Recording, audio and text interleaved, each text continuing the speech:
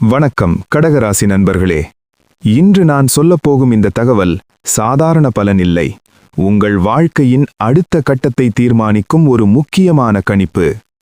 கடகம் ராசிக்காரர்களே, இந்த தமிழ் புத்தாண்டு உங்களுக்கு எப்படி வேலை செய்யப் போகிறது என்று கவனமாக கேளுங்கள். முதலில் ஒரு உண்மை சொல்ல வேண்டும். இந்த ஆண்டு உங்களுக்கு வெளிப்படையான பெரிய மாற்றங்கள் இல்லாமல் இருக்கலாம். ஆனால் உங்களுக்குள் நடக்கும் மாற்றம் மிக பெரியது. நீங்கள் இந்த ஆண்டு யாராக இருந்தீர்கள் என்று நினைத்தாலும் வருட முடிவில் நீங்கள் ஒரு கம்ப்ளீட்லி டிஃபரண்ட் பர்சனாக இருப்பீர்கள். இப்போது கிரக நிலையை நான் விளக்குகிறேன். சூரியன் உங்கள் ராசிக்கு 10ஆம் இடத்தில் இருக்கிறார். இதன் அர்த்தம் உங்கள் வாழ்க்கையில் கடமை அதிகரிக்கும். நீங்கள் ஃபேமிலியிலும் கரியரிலும் ஒரு முக்கியமான பொறுப்பை ஏற்க வேண்டிய நிலை வரும். சனி, இந்த கிரகம்தான் உங்களை மனதளவில் சோதிக்கப் போகிறது. சில நேரங்களில் நீங்கள் யோசிப்பீர்கள், என்னை யாரும் புரிந்து கொள்வதில்லை என்று. ஆனால் நான் சொல்கிறேன், அது உண்மையில்லை. அது உங்கள் மனதை வலுப்படுத்தும் ஒரு கட்டம். நீங்கள் அந்த நிலையை கடந்து வந்தால் உங்களுக்கு ஒரு பெரிய இன்னர் ஸ்ட்ரென்த் உருவாகும். குரு, இந்த ஆண்டு உங்களுக்கு ஒரு பாதுகாப்பு வலயம் போல இருக்கும். அவர் மெதுவாக நல்ல மாற்றங்களை தருவார். பணம், வேலை, குடும்ப ஆதரவு, இந்த மூன்றிலும் முன்னேற்றம் இருக்கும். ராகு மற்றும் கேது, இவர்கள் உங்கள் மனதில் குழப்பம் உருவாக்கலாம். டிசிஷன் எடுக்க தாமதம், ஓவர் திங்கிங், ஃபியர், இவை எல்லாம் வரும். ஆனால் ஒரு விஷயம் நினைவில் வைத்துக் கொள்ளுங்கள்.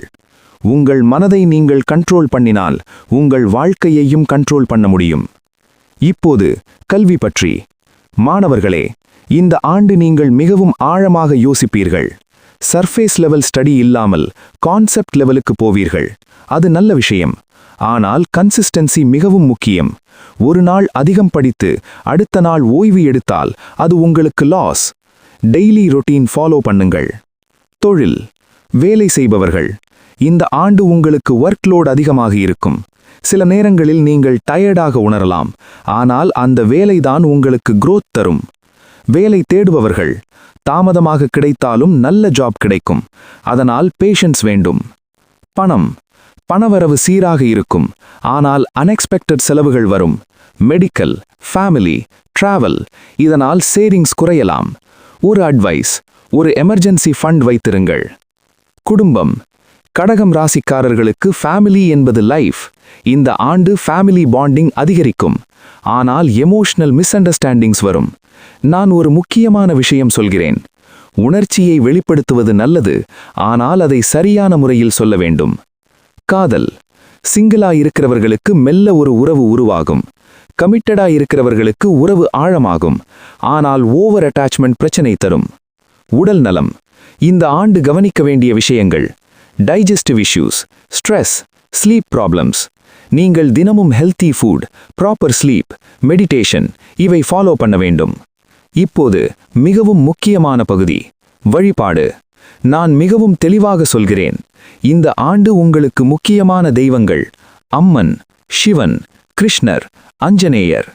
திங்கள்கிழமை சிவன் வழிபாடு உங்கள் மன அமைதியை அதிகரிக்கும். குலதெய்வம், நான் மீண்டும் மீண்டும் சொல்ல விரும்புகிறேன். இந்த ஆண்டு உங்கள் வெற்றிக்கு கீ குலதெய்வம். நீங்கள் கண்டிப்பாக குறைந்தது 2 முறை குலதெய்வ கோவிலுக்கு செல்ல வேண்டும். ஃபேமிலியுடன் சென்று வழிபட வேண்டும். நீங்கள் பார்ப்பீர்கள், confusion clarity, stress piece.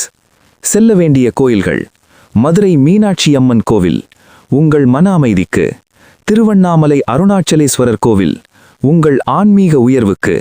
Guruvayur கிருஷ்ணர் கோவில், உறவு சமநிலைக்கு. சமயபுரம் மாரியம்மன் கோவில், பாதுகாப்புக்கு. பரிகாரங்கள்: திங்கள்கிழமை பால் அபிஷேகம், அம்மன் கோவில் தீபம், அன்னதானம், ஜெபம். இறுதியாக, கடகம் ராசிக்காரர்களே, இந்த ஆண்டு உங்களை உள்ளிருந்து மாற்றும்.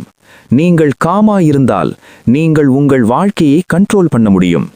இந்த தகவல் உங்களுக்கு பயனுள்ளதாக இருந்தால் இந்த வீடியோவை லைக் செய்யுங்கள், ஷேர் செய்யுங்கள், சப்ஸ்கிரைப் செய்ய மறக்காதீர்கள். நன்றி. மீண்டும் சந்திப்போம்.